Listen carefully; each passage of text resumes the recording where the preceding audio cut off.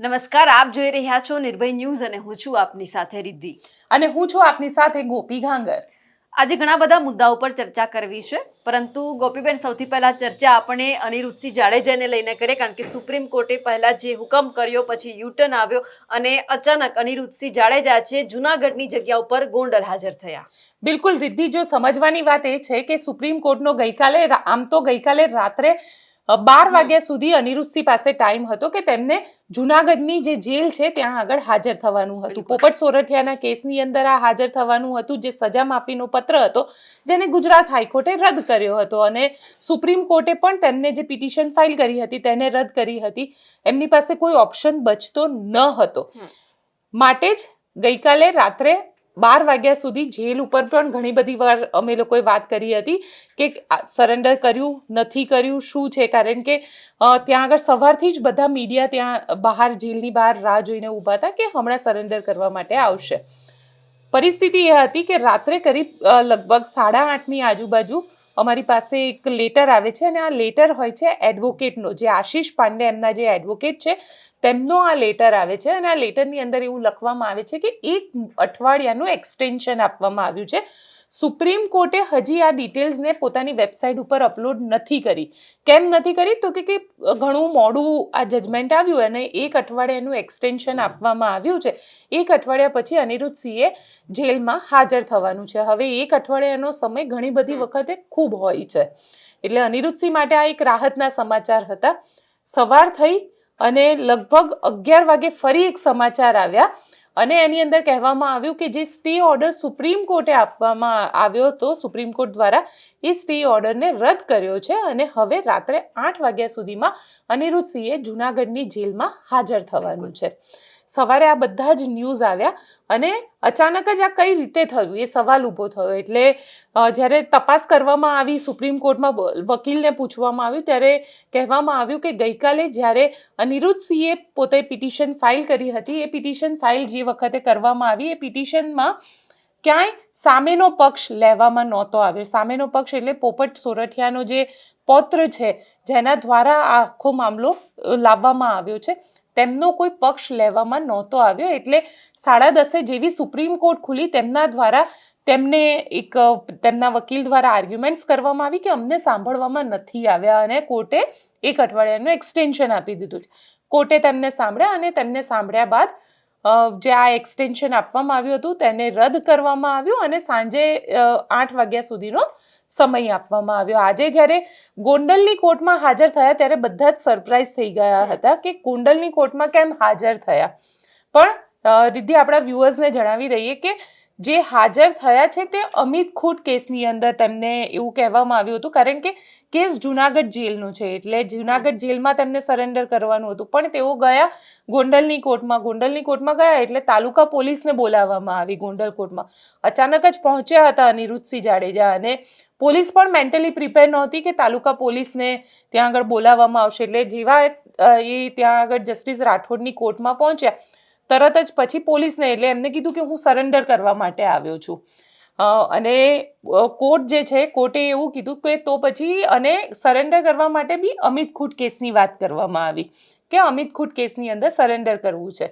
અને જૂનાગઢ જેલમાં જે છે કે મને કહેવામાં આવ્યું છે કે જૂનાગઢ જેલની અંદર તમારે હાજર થવાનું છે. ત્યારબાદ જજ હતા, જજે એવું કીધું એમને અને ખાસ તાલુકા પોલીસને બોલાવ્યા. તાલુકા પોલીસને બોલાવીને આ અમિત ખૂટ કેસની અંદર જે મહિલા પોલીસ અધિકારી છે જે આખા કેસનું ઇન્વેસ્ટિગેશન કરી રહ્યા છે તેમને બોલાવવામાં આવ્યા. તેમને પૂછવામાં આવ્યું કે તમારે અત્યારે અનિરુદ્ધસિંહની પૂછપરછ કરવા માટે તેમની કસ્ટડી જોઈએ છે. એટલે મહિલા જે પોલીસ કર્મચારી હતા તેમના દ્વારા એવું કહેવામાં આવ્યું કે હા, અમારે કસ્ટડી જોઈએ છે. એટલે કોર્ટે એવો ઓર્ડર કર્યો કે તમારે તાલુકા પોલીસ સ્ટેશન ત્યાંથી જે તાલુકા પોલીસ હતી ગોંડલની તાલુકા પોલીસ, તેમને કહેવામાં આવ્યું કે તમે એમને લઈને જૂનાગઢ જેલમાં જાઓ, કારણ કે સુપ્રીમ કોર્ટનો આદેશ છે, સુપ્રીમ કોર્ટના આદેશને નકારી ન શકાય. એટલે સુપ્રીમ કોર્ટના આદેશ પ્રમાણે તમારે જૂનાગઢ જેલમાં સહી કરવી પડશે. જૂનાગઢ જેલમાં સહી કર્યા બાદ તમારે જેલ ટ્રાન્સફરનો જે ઓર્ડર હશે એટલે ત્યાંથી એમને કસ્ટડી લેવી પડે, પોલીસને કસ્ટડી, કારણ કે જેલમાં એકવાર પ્રવેશી ગયા પછી જેલની કસ્ટડીમાં થઈ જાય છે. એટલે પોલીસ દ્વારા જેલમાંથી કસ્ટડી લેવી પડે. એ કસ્ટડી લેશે અને ફરી એમને ગોંડલ લઈને આવશે. એટલે આજની રાત જે છે એવું કહેવાતું હતું કે જુનાગઢ જેલમાં તેમને રહેવું પડશે, પરંતુ પોલીસ જે પ્રમાણે કોર્ટનો ઓર્ડર છે તે પ્રમાણે પોલીસ તેમને જુનાગઢમાં ત્યાં હાજરી પુરાવશે, ત્યારથી તેમની કસ્ટડી લેશે અને અનિરુદ્ધસિંહ જાડેજાને લઈને પોલીસ ગોંડલ આવશે. ત્યાં આગળ અમિત ખૂટ મામલાની અંદર ઇન્વેસ્ટિગેશન કરવામાં આવશે. ઘણા બધા એવા સવાલ છે જે પૂછવામાં આવશે. આ થઈ લીગલ વાત. પણ દીદી, આ આખો ઘટનાક્રમ જે થયો એમાં રાજનીતિ ખૂબ ગરમાઈ ગઈ છે. ગોંડલની અંદર આમ પણ રાજનીતિ ગરમાયેલી હોય છે અને બે બાહુબલી જ્યાં આગળ સામે આવે, એક અનિરુદ્ધસિંહ જાડેજા ને એક જયરાજસિંહ જાડેજા, અને તેમાં પણ જ્યારે એકબીજા ઉપર આરોપ પ્રત્યારોપનો દોર ચાલતો હોય અને ઘણા બધા લોકો એવું કહી રહ્યા છે, ગોંડલમાં એવી લોકમુખે ચર્ચા છે કે જે પોપટ સોરઠિયાના પૌત્ર દ્વારા પિટિશન ફાઇલ કરવામાં આવી, તેની પાછળ બીજું કોઈ નહીં પરંતુ જયરાજસિંહ જાડેજા છે. એટલે ગોંડલની રાજનીતિ પણ ગરમાઈ ગઈ છે. ગોંડલમાં જ્યારે અનિરુદ્ધસિંહ જાડેજા કોર્ટમાં હાજર થયા ત્યારે તેમના સમર્થકો મોટી સંખ્યામાં ત્યાં આગળ ભેગા થયા હતા અને તેમનો દીકરો જે છે, સૌથી મોટો દીકરો જે છે એ પણ ત્યાં આગળ હાજર રહ્યા હતા. ઘણા ભાવુક પણ થઈ ગયા હતા. એવા દ્રશ્ય પણ ત્યાં સામે આવ્યા. પણ પોલીસ ખૂબ હતી. જે વખતે આ કોર્ટમાંથી બહાર આવી રહ્યા છે તે વખતના આ દ્રશ્ય છે. મોટી સંખ્યામાં પોલીસનો કાફલો ત્યાં હાજર હતો, કારણ કે ગોંડલનો વિસ્તાર છે. આમ તો ત્યાં વર્ચસ્વની લડાઈ છે. બિલકુલ. ગોંડલની અંદર આમ જોવા જઈએ તો આ વર્ચસ્વની લડાઈ ચૂંટણી સુધી પણ આપણને જોવા મળી શકે, કારણ કે બંને જણા જે છે, અનિરુદ્ધસિંહ જાડેજા હોય કે જયરાજસિંહ જાડેજા હોય, બેમાંથી એકે આ વર્ચસ્વની લડાઈ છોડવા નથી માંગી રહ્યા. બંને એકબીજા ઉપર આરોપ પ્રત્યારોપ લગાડે છે અને પરિસ્થિતિ એ થાય છે કે જેમ કે અનિરુદ્ધસિંહ રીબડા દ્વારા એક નિવેદન એવું પણ આપવામાં આવ્યું હતું એક ચેનલમાં કે ભાઈ, જ્યારે રાજુ સોલંકી વાળો કેસ થયો ત્યારે તેમને લડવા માટે થઈ અને મેં મદદ કરી હતી. રાજુ સોલંકીના દીકરાને જે મારવામાં આવ્યો હતો ગણેશ ગોંડલ દ્વારા, તો કે મેં લડવામાં મદદ કરી હતી તેમને.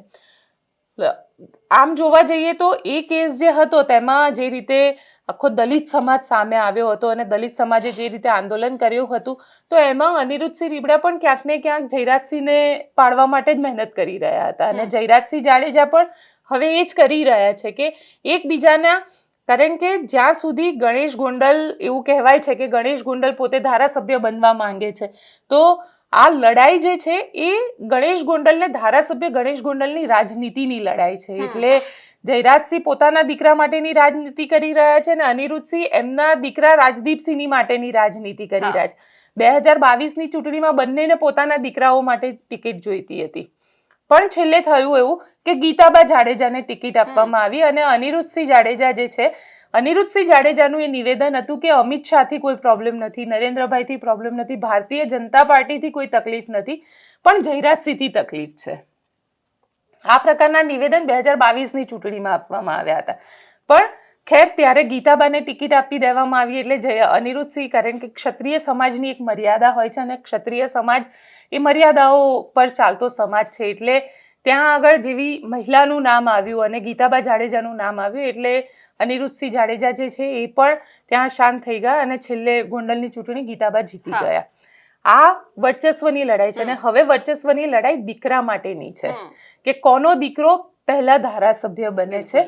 આ એ લડાઈ ચાલી રહી છે અને એ લડાઈમાં બંને એકબીજાને કાપવા માટે થઈ, એટલે કે ક્યાંક સત્તાથી દૂર કરવા માટે થઈ અને એકબીજાની ઉપર આરોપ પ્રત્યારોપ લગાવી રહ્યા છે. બિલકુલ. અને એક ફોટો આપણે જોયો હશે કે કોઈ નોર્મલ બીજું કોઈ આરોપી છે હત્યાનો, સામાન્ય માણસ જેમણે કોઈની હત્યા કરી છે, એમની આજુબાજુ પોલીસ એમને કઈ રીતે પકડીને લઈ જાય છે અને આજે અનિરુદ્ધસિંહ જાડેજા જઈ રહ્યા છે, પોલીસ છે પરંતુ કોઈ હાથ નથી અડાડેલો. બિલકુલ, એનું કારણ છે કેમ કે સામેથી સરેન્ડર કર્યું છે. એ વાતને બી સમજવી પડશે અહીંયા આગળ, કારણ કે ઘણી બધી વખતે આપણે ચર્ચા કરતા હોઈએ છીએ ને એવી પણ વાત કરતા હોઈએ છીએ કે પોલીસ કસ્ટડીમાં હસી રહ્યો છે કે પોલીસની કસ્ટડીમાં એને કોઈ ફરક નથી પડી રહ્યો, પણ એ ક્રાઇમ કર્યા પછીની વાત છે. સજા 18 વર્ષની ભોગવી ચૂકેલા છે, હવે સરેન્ડર કરવાની વાત આવી છે. જેલની અંદર સરેન્ડર કરવાનું હતું, એ કોર્ટમાં સરેન્ડર કર્યું છે ને જેલમાં હાજરી. જો ભાગી જ જવાનું હોત તો કદાચ સરેન્ડર કર્યું જ ના હોત. એટલે અહીંયા એ પણ સમજવાની જરૂર છે કે આ સરેન્ડરનો કેસ છે, એટલે જ્યારે કેસની તમે તીવ્રતાને જ્યારે જોવો છો, ત્યારે તેની અંદર ખૂબ ફરક પડી જાય છે અને સરેન્ડર જ્યારે કર્યું જ છે તો ભાગવાનો સવાલ ત્યાં આવતો નથી. અને એક વસ્તુ તો છે કે ત્યાં આગળ જે રીતે જયરાજસિંહ જાડેજા હોય કે અનિરુદ્ધસિંહ જાડેજા હોય, જે રીતે એ લોકોની વચ્ચે પોતાનું વર્ચસ્વ રાખી રહ્યા છે, ત્યાં એકવાર એવું કહી શકાય કે જયરાજસિંહ હોય કે અનિરુદ્ધસિંહ હોય, પોલીસ એકવાર હાથ પકડતા તો વિચાર ચોક્કસ કરે. એટલે સ્ટાફને લઈ લેજો તમ તાર.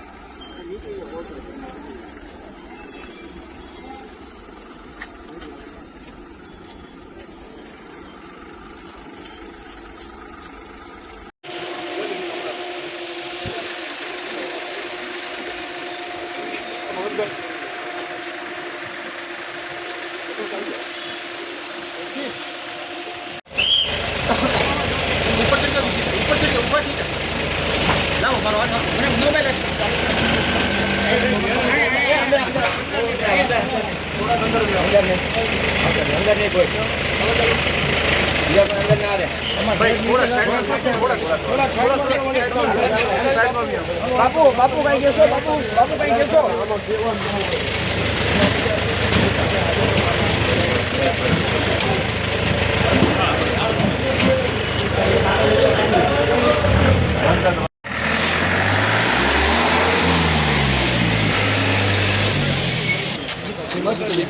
તો મેં તમને કીધું ઊભા થઈ જાઓ.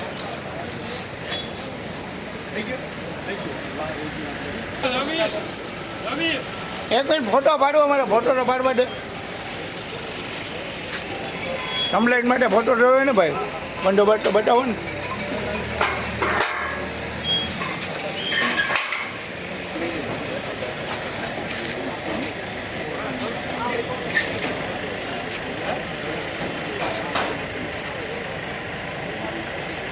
પાછળ આ બધે પાછળ રહેજો, બધે પાછળ રહેજો, પાછળ રહેજો, તો ધક્કા ન કરે. હાલી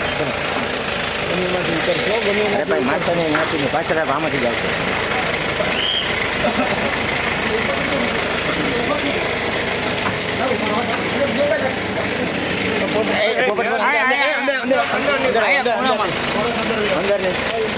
અંદર નહીં કોઈ બીજા કોઈ અંદર ના આવે.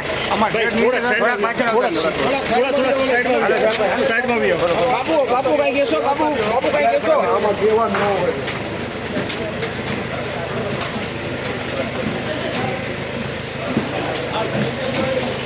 બિલકુલ આ રાજનીતિ અહીંયા ગરમાય છે, બીજી રાજનીતિ ગરમાવાની શરૂઆત થઈ છે હવે બનાસકાંઠાની અંદર.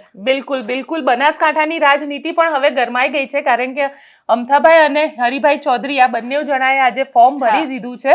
અને આ ફોર્મ ભર્યા બાદ, કારણ કે પાર્ટીએ મેન્ડેટ નથી આપ્યું, ભારતીય જનતા પાર્ટી, નીચે અંડરલાઈન કરું છું કે ભારતીય જનતા પાર્ટીએ મેન્ડેટ નથી આપ્યું, અને હરિભાઈ ચૌધરી અને અણદાભાઈ પટેલ આ બંને જણાએ ફોર્મ ભરી દીધું છે. અને હવે સવાલ એવો ઊભો થઈ રહ્યો છે, જ્યારે રાજનીતિ કરવાની વાત આવી રહ્યા છે તો શંકર ચૌધરી શું કરશે? રિદ્ધિ, સ્ટોરી તમે ફોલો કરી રહ્યા છો, રાજનીતિ શું કહી રહી છે બનાસ ડેરીની? બનાસ ડેરીની ચૂંટણી જાહેર થઈ 10 તારીખે મતદાન છે, પણ એ પહેલા સૌથી પહેલા ભારતીય જનતા પાર્ટીમાંથી અણદાભાઈ પટેલે ફોર્મ ભર્યું, બરાબર છે. હજુ ભાજપનું મેન્ડેટ નથી આવ્યું કે ભાજપે કોઈ ડિક્લેર નથી કર્યું કે એમને કોને ચૂંટણી લડાવી છે, કોને ડિરેક્ટર પદ માટે, કોને ચેરમેન પદ માટે. અને એ પછી આવ્યા હરિભાઈ ચૌધરી છે, કારણ કે પૂર્વ કેન્દ્રીય ગૃહમંત્રી રહી ચૂક્યા છે અને આજનું એમનું એક નિવેદન અને ખૂબ સરસ. ચૌધરી સમાજમાં હા. પણ એમનું વર્ચસ્વ ખૂબ વધારે છે. બિલકુલ. અને એમણે એક નિવેદન એવું આપ્યું છે કે મારે બનાસકાંઠાના લોકોની સેવા કરવી છે, ખેડૂતોની સેવા કરવી છે, એટલે મારે ડિરેક્ટર બનવું છે. તમે સમાજમાં રહીને પણ લોકોની સેવા કરી શકો છો, એમાં તમારે કોઈ ડેરીના ડિરેક્ટર કે ચેરમેન બનવાની જરૂર નથી. પણ આ તો અંદરનું રાજકારણ છે કે કોને કેવી મલાઈ ખાવી છે, કારણ કે બનાસ ડેરી છે, ભરપૂર મલાઈ હશે અંદર. હા, એ હા. આપણે તો બધા આમ લોકો પણ બનાસ ડેરી હા. આમ તો એવું કહેવાય છે કે સૌથી મોટી ડેરી છે હા. અને બનાસ ડેરીમાં મલાઈ તો છે જ, બિલકુલ. કારણ કે દૂધ સાથે જોડાયેલી છે અને દૂધના ધંધામાં કેટલી મલાઈ છે એ તો ત્યાં આગળ બનાસકાંઠાના લોકો ખૂબ સારી રીતે જાણે છે. પણ એ સાથે જોવાનું કે અણધાભાઈ પટેલ, હરિભાઈ ચૌધરીએ ફોર્મ ભર્યા છે, ભાજપનું મેન્ડેટ આવ્યું, આ લોકોના નામ ન આવ્યા તો ફોર્મ પરત ખેંચશે કે પછી ભાજપની સામે ઉભા રહીને લડત આપશે, કારણ કે દૂધધારામાં કઈ રીતે થયું એ પણ બિલકુલ. આપણે જોયું છે. એટલે જે રીતે દૂધધારા ડેરી, ભરૂચની દૂધધારા ડેરીની અંદર ભારતીય જનતા પાર્ટીના ઘનશ્યામ પટેલ અને ભારતીય જનતા પાર્ટીના અરુણસિંહ રાણા બંને જણા આમને સામને આવી ગયા છે અને આ બંને જણાની વચ્ચે હવે રાજનીતિ, કારણ કે આજે વોટિંગ પૂરું થઈ ગયું છે, હા. આવતીકાલે કાઉન્ટિંગ છે, કોણ જીતે છે કોણ હારે છે તે પણ અમે તમને બતાવતા રહીશું, કારણ કે દૂધધારા ડેરીનું રાજકારણ પણ એટલું જ ઇન્ટરેસ્ટિંગ થઈ ગયું છે. મનસુખ વસાવા પણ પિક્ચરમાં આવી ગયા હતા. બિલકુલ. પણ અહીંયા હરિભાઈની વાત કરી લઈએ તો આજે હરિભાઈએ શું કીધું? હરિભાઈનું કહેવું એવું છે કે એમણે પાલનપુર સાઈડથી ફોર્મ ભર્યું છે અને આવતાની સાથે જ એવું કીધું કે મારે બનાસકાંઠાના લોકોની સેવા કરવી છે. હું 40 વર્ષથી ભાજપ સાથે સંકળાયેલો છું, કેટલી બધી વખત હું સાંસદ રહી ચૂક્યો છું, એક વખત કેન્દ્રીય ગૃહમંત્રી રહી ચૂક્યો છું, એટલે મેં ભાજપની અંદર ઘણા બધા કામ કર્યા છે. અને એમની સાથે એવું પણ કહેવું છે કે મારે હવે ખેડૂતોની સેવા કરવી છે, કે એમની વચ્ચે જઈને, એટલે મેં અહીંયા ફોર્મ ભર્યું છે અને મારે ડિરેક્ટર બનવું છે. બિલકુલ. હરિભાઈ ચૌધરીને આપણે સાંભળી લઈએ અને એમની સાથે અણધાભાઈ પટેલે પણ જ્યારે ફોર્મ ભર્યું હતું ત્યારે તેઓ શું કહી રહ્યા હતા એ પણ સાંભળીએ. ચોકલેટ તાલુકાના શિહોરી ખાતે મામલતદાર કચેરીની અંદર બનાસ ડેરીના ડિરેક્ટર તરીકે મેં ફોર્મ રજૂ કર્યું છે અને ચૂંટણી જે આવનારા દિવસોમાં આવવાની છે, ભારતીય જનતા પાર્ટીના કાર્યકર્તા તરીકે હું ઉમેદવારી કરું છું અને એ રીતે મને ભારતીય જનતા પાર્ટી ઉમેદવાર તરીકે પસંદ કરશે એવા વિશ્વાસ સાથે આજે મેં ભારતીય જનતા પાર્ટીના કાર્યકર્તા તરીકે ફોર્મ ભર્યું. સાહેબ, જે વર્ષોથી આપ બનાસ ડેરીના ડિરેક્ટર તરીકે ચૂંટાઈ આવ્યા છો, ભારતીય જનતા પાર્ટીના સક્રિય કાર્યકર છો, તાલુકા પ્રમુખ તરીકે પણ રહેલા છો, તો અત્યારે હવે ભારતીય જનતા પાર્ટીમાંથી કેટલા ફોર્મ રજૂ થાય એવી શક્યતાઓ છે? આમ તો ભારતીય જનતા પાર્ટીના 1980ની અંદર 20/8/1980 જ્યારે સ્થાપના કરવામાં આવી ત્યારથી કરીને હું ભારતીય જનતા પાર્ટીનો પ્રમુખ તરીકેની કામગીરી મને સોંપેલી અને જ્યારે ગુજરાતની અંદર સરકાર બની કેશુભાઈ સાહેબની ત્યાં સુધી હું સતત પ્રમુખ તરીકેની કામગીરી કરતો રહ્યો. એટલે આ રીતે ભારતીય જનતા પાર્ટીનું ઘણું બધું કામ કર્યું છે અને ભારતીય જનતા પાર્ટીના મજબૂત બનાવવા માટે પણ ઘણું કામ કર્યું છે. ભારતીય જનતા પાર્ટીના કાર્યકર્તા તરીકે જિલ્લા પંચાયતનો સભ્ય પણ બન્યો છું. ભારતીય જનતા પાર્ટીના કાર્યકર્તા તરીકે બનાસ બેંકનો ચેરમેન પણ બન્યો છું. ભારતીય જનતા પાર્ટીના કાર્યકર્તા તરીકે બનાસ ડેરીમાં ડિરેક્ટર તરીકે પણ ચૂંટાઈને ગયેલો છું ને હાલે ડિરેક્ટર તો હું ચાલું છું. ફરીથી ચૂંટણી આવી છે એટલે હું ચૂંટણી લડું છું. હવે આમાં જ કેવું છે કે ફાર્મ ભરવા કેટલા અને કેટલા ના ભરવા એને કોઈ વિષય હોતો નથી, પણ ફાર્મ જે ભરાય એ આજે મેં મારું ડિરેક્ટર તરીકે ચાલું છું અને ફરીથી ડિરેક્ટર બનવા માટે ભારતીય જનતા પાર્ટીનો મને મેન્ડેટ મળે એ રીતે મેં ફોર્મ ભર્યું છે. બનાસ ડેરીની ચૂંટણીનું ડિરેક્ટર પદ માટેનું ઉમેદવારી ફોર્મ નોંધાવ્યું છે, શું કહેશો? આજે બનાસ ડેરીની નિયામક મંડળની ચૂંટણીમાં પાલનપુર વિભાગમાંથી ડાયરેક્ટર તરીકે હું ફોર્મ આજે ભર્યું છે. બનાસકાંઠા જિલ્લામાં વર્ષોથી મેં કામગીરી કરી છે. ભારતીય જનતા પાર્ટીમાં પણ છેલ્લા 40 વર્ષથી એક નાનામાં નાના કાર્યકર તરીકે પાર્ટીમાં પણ કામ કર્યું છે. સરકાર ક્ષેત્રે પણ મેં કામ કર્યું છે. પ્રદેશમાં ઉપાધ્યક્ષ તરીકે મેં પ્રદેશ ઉપાધ્યક્ષ તરીકે કામ કર્યું. સંસદમાં પણ હું 4 વખત સંસદ સભ્ય. આ જિલ્લાએ મને ખૂબ પ્રેમ આપ્યો છે. આ જિલ્લાના નાગરિકોની સેવા કરવાની મને ખૂબ તક મળી છે. પણ મને એમ લાગ્યું કે પશુપાલકોના વિશાળ હિતમાં અને બનાસ ડેરીની પ્રગતિ કરવામાં હજુ પણ ખેડૂતોને વધારે ફાયદો થાય એ માટે મેં સેવા કરવાનું નક્કી કર્યું છે. એના અનુસંધાને આજે મેં ફોર્મ ભર્યું છે. મને વિશ્વાસ છે કે બનાસકાંઠાના સભાસદો અને પશુપાલકોના આશીર્વાદથી આ ચૂંટણીમાં મારો ભાવ વિજય થશે. તો તમે હરિભાઈ ચૌધરી અને અણધાભાઈ પટેલને પણ સાંભળ્યા, પણ હવે ગોપીબેન એ જોવાનું છે કે CR પાટીલે મેન્ડેટ પ્રથા શરૂ તો કરી છે, બિલકુલ. ક્યાંક હવે બનાસકાંઠામાં આવીને એવું ના થાય કે બળતામાં ઘી હોમવા જેવું કામકાજ, કારણ કે દૂધધારામાં આપણે જોઈ લીધું, બનાસકાંઠામાં પણ ક્યાંક જોવાનું ના થાય. પણ હવે સાથે સવાલ અહીંયા એ થઈ રહ્યો છે, ગોપાલ ઇટાલિયા વિસાવદરના ધારાસભ્ય અમરેલી પહોંચ્યા હતા. બિલકુલ, આજે ગોપાલ ઇટાલિયા અમરેલી પહોંચ્યા, અમરેલીના ચલાલામાં પહોંચ્યા હતા. અને સૌથી મહત્વની વાત એ છે કે આમ આદમી પાર્ટી હવે સૌરાષ્ટ્રમાં ધીરે ધીરે વિસાવદરની આજુબાજુના એરિયામાં પોતાનો પગ પેસારો કરતી જઈ રહી છે, કારણ કે વિસાવદરની જે સીટમાં જીત મળી છે, જીત બાદ રિદ્ધિ સૌથી મહત્વની વાત એ છે કે સૌરાષ્ટ્રમાં વિસાવદરની આજુબાજુનો તમે વિસ્તાર જોવા જાવ તો એ અમરેલી હોય કે પછી બગસરાનો વિસ્તાર આવે કે જૂનાગઢનો વિસ્તાર આવે, આ બધા જ વિસ્તારમાં માણાવદર ને આ બધી જ જગ્યાએ આપણે જોઈ રહ્યા છે કે આમ આદમી પાર્ટી જે રીતે સૌરાષ્ટ્રનો આજે આખો ગીર વાળો જે વિસ્તાર છે એ વિસ્તારને ક્યાંક કેપ્ચર કરવાનો પ્રયત્ન કરી રહી છે. ગોપાલ ઇટાલિયા આમ તો વિસાવદરના ધારાસભ્ય છે, પણ ચલાલામાં પહોંચ્યા અને એક ખેડૂત જે પોતે ખેતરમાં કામ કરી રહ્યો હતો તેને કરંટ લાગ્યો, કેમ કે ત્યાં આગળ જે વીજ કંપની છે એ વીજ કંપનીના તાર ખુલ્લા હતા ખેતરની અંદર અને ખેડૂતને કરંટ લાગ્યો. ત્યારબાદ 24 કલાકથી વધારે સમય વીતી જાય છે પણ FIR નથી થતી, કારણ કે આ હવે એક સિસ્ટમ થઈ ગઈ છે ગુજરાતની અંદર કે પોલીસ ક્યાંય FIR નથી લેતી. આખો કેસ થઈ જાય છે. અમરેલીની દીકરીના કેસમાં પણ આપણે જોયું કે તેના ગળાના ભાગ ઉપર મારવામાં આવે છે અને એ પણ એનો જે જૂનો પ્રેમી હોય છે તેના દ્વારા હુમલો કરવામાં આવે છે, પણ ક્યાંય પોલીસ શરૂઆતમાં FIR નથી લેતી 24 કલાક સુધી. એવી જ રીતે આ કેસની અંદર પણ FIR નથી લેવામાં આવી.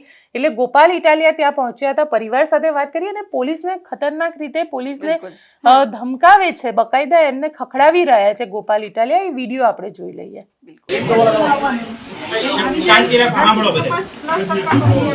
કોઈ પણ સરકારી કર્મચારી કે કોઈ પણ વ્યક્તિ વિરુદ્ધ દાખલ કરતા પહેલા 8 દિવસ તપાસ કરે તો આપણી કહેવત કરવાની જે તે વિધાનની જાણ કરવાની 2024 છે.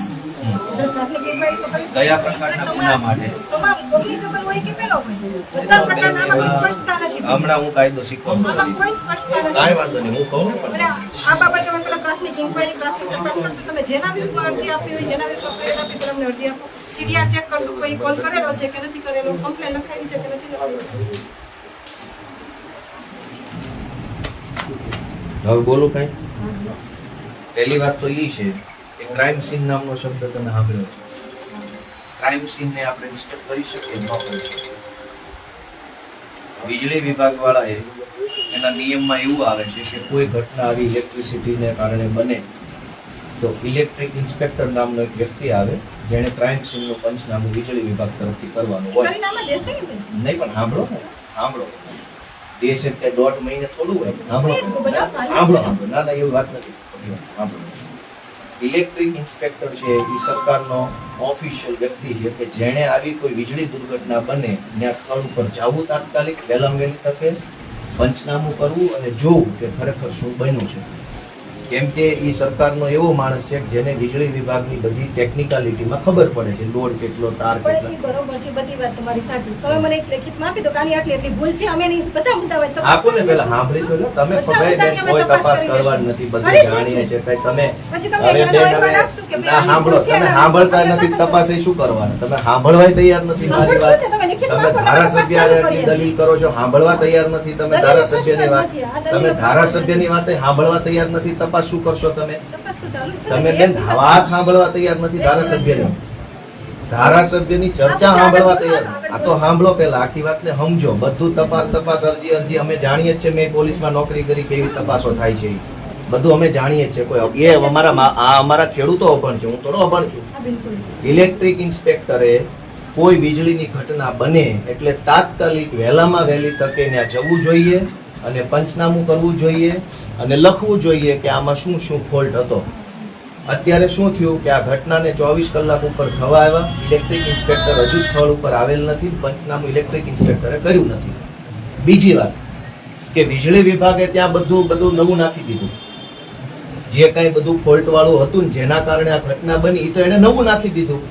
હવે ઇલેક્ટ્રિક ઇન્સ્પેક્ટર આવશે, પંચનામું કરશે એટલે જોશે કે આમાં તો બધું નવું છે, મસ્ત છે, કઈ તો પ્રોબ્લેમ અમારી તરફથી નથી, ખેડૂત જ આત્મહત્યા કરવા આવ્યા હતા એવું પંચનામું કરશે, તમને આપી દેશે એટલે તમે અમને કાયદો શીખવાડજો કે ભાઈ ખેડૂતની જ ભૂલ છે, આ તો બધું નવું છે બધા. તમે કહો છો ને 2-3 કમ્પ્લેન લખાઈ છે, આગલે દિવસે લખાઈ છે, હા. સવારે લખાઈ તો CDR મળશે ને એમાં? સીડીઆર ની વાત જ નથી, તમે એનું ફોલ્ટ રજીસ્ટર મંગાવો, કેમ નથી મંગાવતા? આપણે વીજળી વિભાગ પાસે એની રજીસ્ટર, તપાસ ચાલુ છે, મંગાવશું જ ને? તપાસ તો ગુનો જ દાખલ નથી થયો છે, એની તપાસ હા, ચાલુ. એડી ચાલુ છે ને, એડીમાં. એડી ગુનો થોડો એફઆઈઆર કોને કહેવાય? FIR પણ અમને પ્રાથમિક તપાસમાં એવું લાગશે કે એ તો આ બેન કર્મચારીની અમારો ભૂલ અમે છે. અમે વાંકમાં આવીએ ત્યારે પ્રાથમિક તપાસ કરો છો, બધાની કરીએ જ છીએ. સરકારી જનતા કર્મચારી ફોલ્ટમાં આવે તો સરકારી કોઈ પ્રાથમિક કર્મચારી તપાસ નહીં, જેલમાં પૂરજો ને કેટલી તો કલમો લગાડી દો છો. જનતા સરકારી ફોલ્ટમાં આવે, કર્મચારી વિરુદ્ધ આવે એટલે અમારે સરકારી પ્રાથમિક કર્મચારીની તો બેન ખાતાકીય બેદરકારી હોય ને તોની વાત છે, આ તો એની બેદરકારી, માણસ મરી ગયો છે, તમે પરિપત્ર લઈને આવ્યા માણસના, હે કોગ્નિઝેબલ ગુના હોય કે કોઈ પણ હોય તો એમાં બેન હવે પ્રાથમિક એ તપાસ કોગ્નિ- કરવાની હોય છે. આ તો તપાસ કરો, હાલો રજીસ્ટર મંગાવો. હા, એ જ ને, એટલે અમને તો time આપો, ફોલ્ટ તપાસ રજીસ્ટર, કરવાનો એનું હોય. ફોલ્ટ અત્યારે હું જઈશ ત્યાં. મંગાવું કેમ? તો લેખિત કેમ report માણસ આપો. મરી ગયો ની કોઈ કદર હું કરી? લેખિત રિપોર્ટ લઈ અને તપાસ તો કરીશ ને ભાઈ તો એનો. એનું રજીસ્ટર મંગાવો. હા, મંગાવશું ને, એ જ કોનું? કરીએ છીએ. કયું? બીજી પણ complaint તમે તો આજ જવાબ દઈને વહી જાઓ, તમે તો અહીંના complaint પીઆઈ register. નથી. પણ હું ચાર્જ અત્યારે મારી પાસે ચાર્જ છે ને, જે તે આવશે એને ચાર્જમાં આપે ને કે અમે આટલું આટલું તો કરેલું લખો, હાલો અમે લખાવીએ, મુદ્દા લખો. આપી દો, લાવો. નહીં તમે લખો ને, આપી નથી દેવાના, તમે લખો. લેખિત અરજી આપો, તો તમે લખો, નથી લખતા આવડતું, અમને લખતા તમે લખો, તમારે લખવાની ડ્યુટી છે. ના ના, એ લખવું જ પડશે, એમ થોડું હોય. અમે લખશું ને ભાઈ, તમારી રીતે અમે લખશું, તમે નહીં તમારી રીતે નહીં, અમે લખાવીએ લખવાનું છે, તમારી રીતે થોડું તમે મને લખવાનું. અરજીમાં લેખિત આપો છો ભાઈ.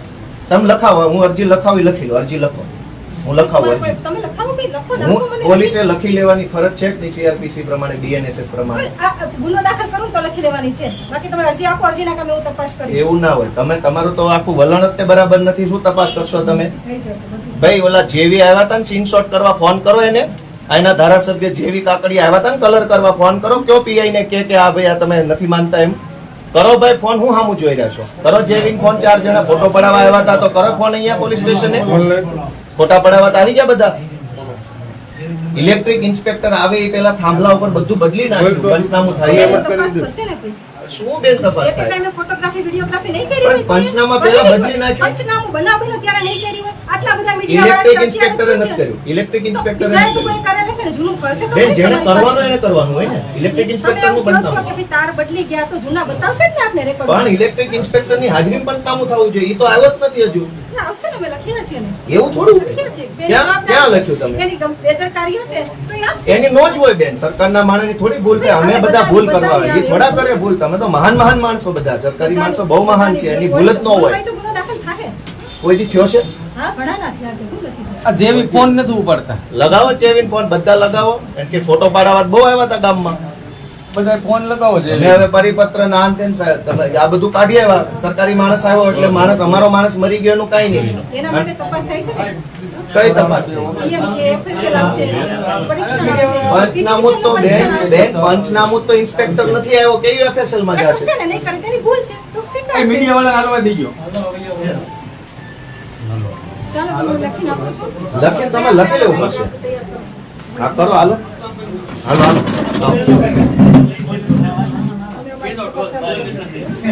એનો ચોપડો મગાવો, જીબી નો ફોલ્ટ અમે લખાયો એમ નહીં, તો આપણે ફોન લગાવ્યો ફોન પણ એની complaint register મંગાવજો. ક્યારે મગાવશો? હા, મંગાવજો. હા તો મગાવો, હાલો અમે બેઠા છીએ અહીંયા. મગાવો એટલે જોઈએ. હા રિપોર્ટ આપી દો, કમ્પ્લેન રજીસ્ટર મગાવો. અને એમાં ફોન છે છતાં એને ફોલ્ટ કર્યો છે ને હવે તમે પાતાકી કરો છો. એનો fault હશે ને ભાઈ, તમે inquiry છે જ કરી તે પણ, છે જ, અમે તો કહીએ તો કરો તમે. બે દિવસમાં પ્રાથમિક inquiry કરી લેશું. અમે ફોલ્ટમાં આવીએ ત્યારે તો કોઈ તપાસ ફોલ્ટ પ્રાથમિક નથી થતી. કોણ faultમાં? બધા જનતા ફોલ્ટમાં આવે ત્યારે તો તમે બહુ બધી કાર્યવાહી કરો છો. સરકારી માણસ વાંકમાં આવે તો તપાસ કરવી. હા, હા, નો, કામ કરવા દે. હા અને એમાં લખો કે ઇલેક્ટ્રિક ઇન્સ્પેક્ટર નું પંચનામું થાય એ પહેલા તમે એની અંદર ફેરફાર કેમ કર્યો ક્રાઇમ સીનમાં? રિપોર્ટમાં તો કઈ નહીં આવે, અમારી ભૂલ આવશે. આ કાકા જ આત્મહત્યા કરવા ગયા હતા ને એવો રિપોર્ટ આવશે. રિપોર્ટ તો એવો જ આવવાનો છે. એને આપણે બધા થોડું થોડું ભગવાનથી ડરીએ ને એવી મારી આશા છે. ભગવાનથી, અમારાથી ના ડરો. અમે ડરવાનો પ્રશ્ન નથી. ભગવાનથી અમે તો કોઈ એવા ડરાવના માણસો નથી. તપાસનું કામ છે, માહિતી તો માંગી મારે. ક્યાં માહિતી માંગી? અમે ફરિયાદ એફઆઈઆર તો લખતા નથી તમે. એ પછી પ્રાથમિક તપાસ કરો, પછી ડાયરેક્ટ તો ન કરતા. માણસ મરી ગયો છે કે નથી મર્યો? એની યાદી દાખલ કરી છે ને એની તપાસ આ ચાલુ તો છે. એફઆઈઆર ક્યાં માણસ મરી ગયો એની? એની તપાસ ચાલુ છે. જીવતો હોય તમે લઈ આવો, હાલો તમે એને ઘરે લઈ, તમે માણસ મરી ગયો ના જો પ્રાથમિક તપાસ, મરી ગયાની પ્રાથમિક તપાસ એની દાખલ કરી છે. એડી નહીં, એફઆઈઆર નથી થઈ, એફઆઈઆર નથી થઈ. એફઆઈઆર માં ક્ષતિ આવશે એટલે કરી દેશું એની. નહીં આવે, નહીં આવે તો આત્મહત્યા કરવા જેવો જ રિપોર્ટ આવે, ક્ષતિ નો આવે એમાં. કોઈ દી આવી છે? હા, ઘણી જગ્યાએ આવી છે. મેં તો માણસ મરી ગયો થોડુંક મેડમ આપણે ભગવાનથી બધા થોડું થોડું ડરીએ ને એવી મારી લાગણી છે. ભગવાનનો ડર રાખીએ. રાઇટરને બોલાવે છે, આવો. ભાઈ, તમે બહાર બેસો, તમે વાત કરો. આ બેસો, બહાર બેસો.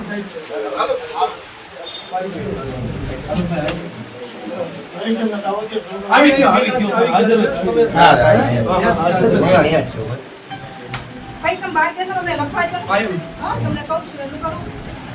આપણે અહીંયા ગોપાલ ઇટાલિયાને જોઈ લીધો કે જે રીતે ગોપાલ ઇટાલિયા હવે પોતે કામ કરી રહ્યા છે, ઓન ગ્રાઉન્ડ કામ કરી રહ્યા છે. ક્યાંક ને ક્યાંક જનતા જે છે એ ભારતીય જનતા પાર્ટીના 30 વર્ષના શાસનમાં હવે એક એન્ટી ઇન્કમ્બન્સી પણ દેખાઈ રહી છે અને ભાજપના નેતાઓને ક્યાંક એવું થઈ ગયું છે કે જનતાની વાત નહીં સાંભળે તો પણ જીત તો આપણી જ થવાની છે.